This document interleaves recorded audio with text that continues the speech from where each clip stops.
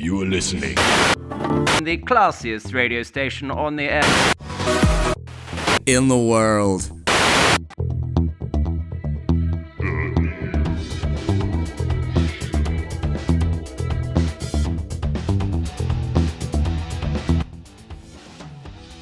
Welcome to the very first episode of the Earworm Shuffle, presented by Required Reading.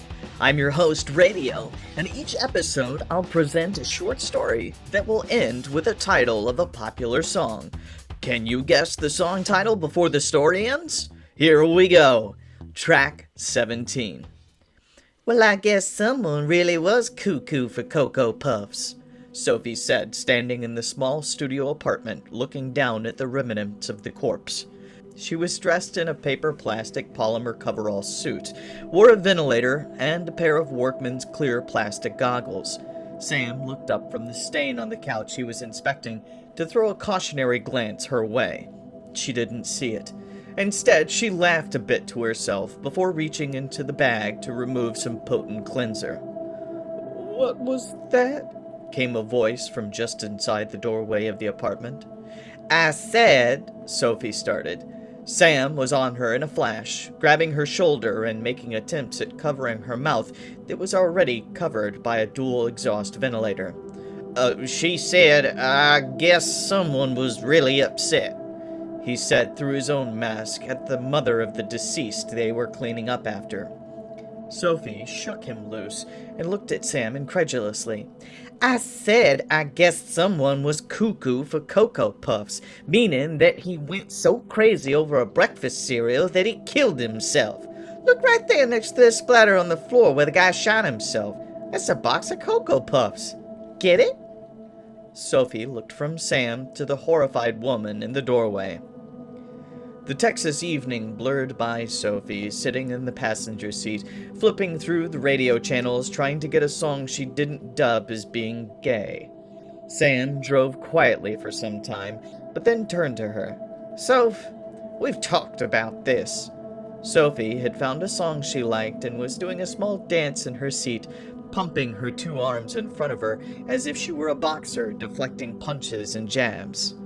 "Talked about what?" she said, not looking at him. "This stupid shit you say. Listen, I get it. We got a tough job. Black humor's a part of it. I mean, I've been doing this long enough to know you have to be able to laugh at it or it makes you crazy. But Sophie, your timing sucks." "I didn't know that lady was his mother. I mean, I'm not a monster," she said, stopping her in-car dance and collapsing into the car seat with crossed arms and a huff. She poked out her lower lip to exaggerate her pout. Sam looked at her, and then back to the road. He was too old for this cliché. The younger recruits set in their ways, unwilling to see the foresight of someone who had been doing it longer. "You got all the certificates, did all the legwork. For what? You want to get fired 4 months out?" he said, flipping the turning signal and turning onto Magnolia Boulevard. "It's not that bad.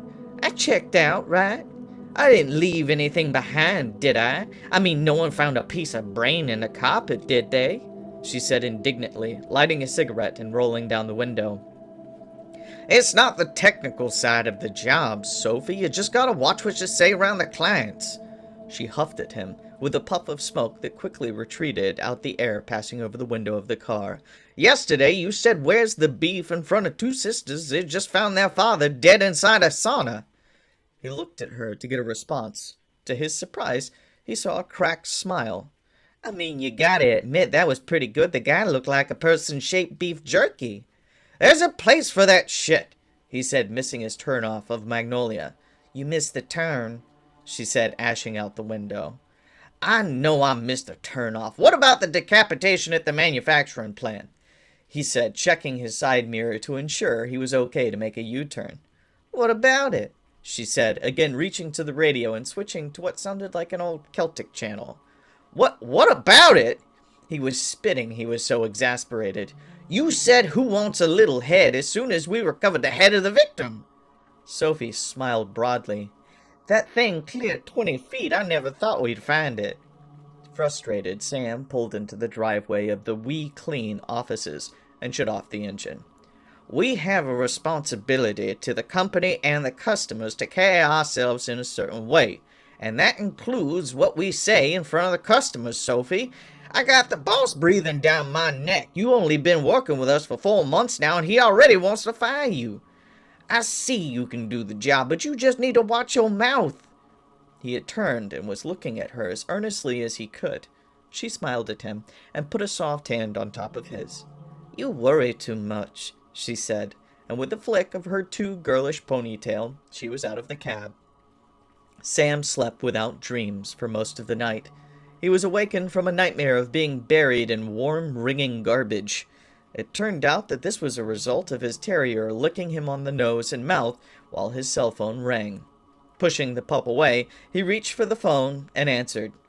Hello, he said, crooking an elbow underneath him and blinking his eyes. It was Chris on the line, or Mr. Kiltz, as Sam had known him for the last 10 years.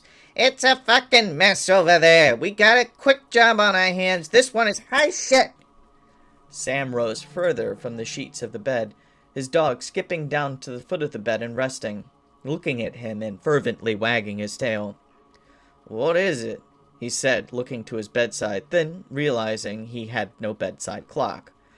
Local comptroller, son. Found dead in Field Valley Mall. Looks like OD, but who cares? Get out there ASAP. Sam woke a little further, dragging his dead legs over the side of the bed frame. OD? Vomit? Excess? What am I looking at? Long ago, there was a 1 through 10 scale that people in Sam's profession had taken in order to determine the lengthiness of a job. 1 was about 30 minutes. 10 was about 6 hours.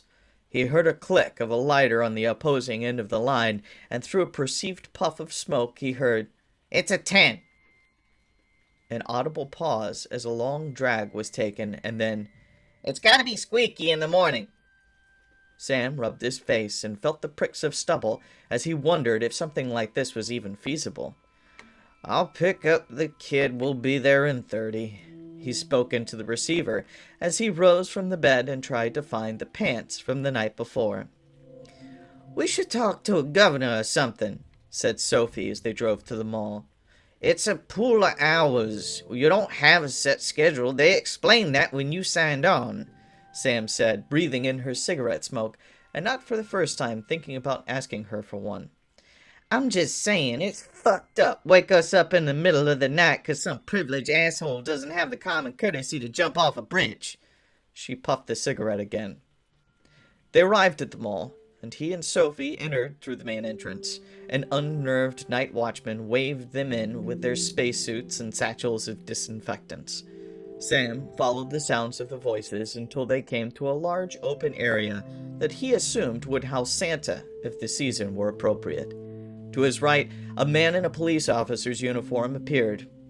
Are you from the BioClean crew? He said, with a green sheen to his cheeks. Sam nodded at the man's question.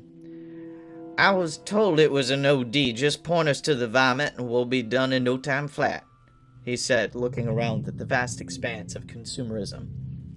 The cop looked like he wanted to laugh and be sick all at the same time. You better come over here, he said, while waving them over to an escalator. They followed the cop, Sophie looking around at the store windows, almost tripping over her own paper shoe covers. Wish it wasn't so late. I have some underwear I need to return, she said, looking over to Sam. Get your head in the game, kid. We're here on business, he said, not liking the cop's initial reaction. This seemed like it was going to be worse than he thought. The picture looked good, you know, the one on the package, but when I put 'em on, it was granny-ass city. They had come to an information desk. On the opposite side of the escalator rose above it. Sam could see 2 more cops on either side. How many times do you think you can wear a pair of underwear before it's not okay to return 'em? Sophie said, falling a bit behind to pull out a wedgie through her biosuit. Sam and the police officer that had led them there met with the other 2 uniforms. Both men looked as sick as his guide. Beat cops, not used to such severity as apparently they had witnessed. Sam stared at them. He realized they were not looking at him, nor had they even acknowledged his arrival. Their eyes were fixated behind them, a faraway, shocked gloss painted on. Sam turned to see what was so horrifyingly captivating. It's hard to shock him. However, every once in a while the universe does show him how cruelly creative it can really be. At first, it looked to just be a normal escalator. However, instead of the normal sheen of metallic, it was coated in deep red. His eyes adjusted to the light, and he could only then fully appreciate the horror. From what he could see, the entire escalator was caked in entrails, hair, and shredded skin, starting at the bottom and working all the way to the top. Sophie appeared next to Sam and gawked along with him. "Best bet we have is he passed out somewhere at the bottom, and a return caught on the skin of his belly," came a voice from behind them, seemingly miles away. "Thing kept chewing on him until the night watchman found him and turned it off." The sleep had held Sam longer in shock than would be normal for him. In a flash, he was back to business. They had mere hours to do a job that would realistically take several days. "So, get the hazard bags. We gotta collect this stuff before we can stop mopping up." "You got it, boss," she said, and removed several bags from her satchel. Two of the cops left to get air, while the other that had led them to the scene stayed behind as their chaperone. Sam and Sophie began the arduous task of picking up what was left of the apparently narcoleptic junkie. Sam found a nose on the side of one of the metal stairs and deposited it in his bag. He looked to Sophie, making sure she was okay. To his surprise, he saw her smiling. "You okay back there?" he said to her several steps down from him. "Yeah, fine," she giggled. He was happy to see she was coping well with this, but the giggle unnerved him a bit. More humor is one thing, but something like this could possibly break someone, push them over the cliff of sanity. "You sure?"